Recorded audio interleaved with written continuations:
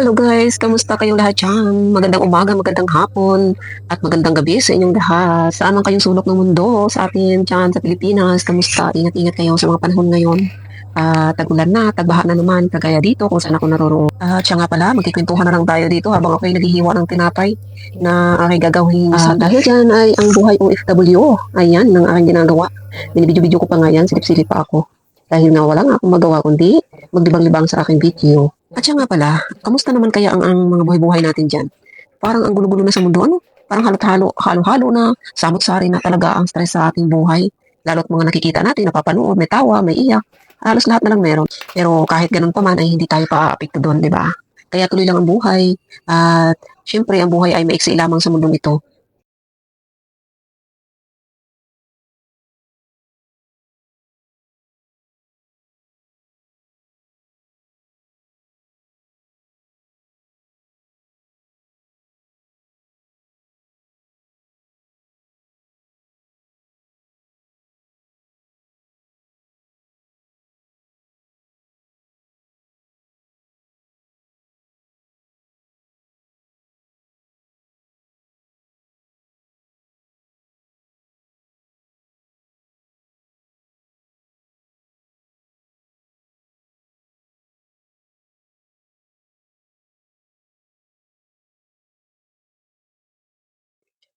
Sana lagi tayong masaya 'no, wala ng problema 'no, wala ng giyera doon sa dulo ng mundo, doon sa kabilang bayo, kasi nakakalungkot naman yung apektado. Ita-try ko nga lang naman pala talaga magkikipagkuwentuhan dito sa aking ano, sa aking microphone, kung maganda ba o hindi, at paano nga ba mag-edit, maging editing ng ano, yung mga voice over na nagugustuhan ko kagaya ng ibang mga vlogger.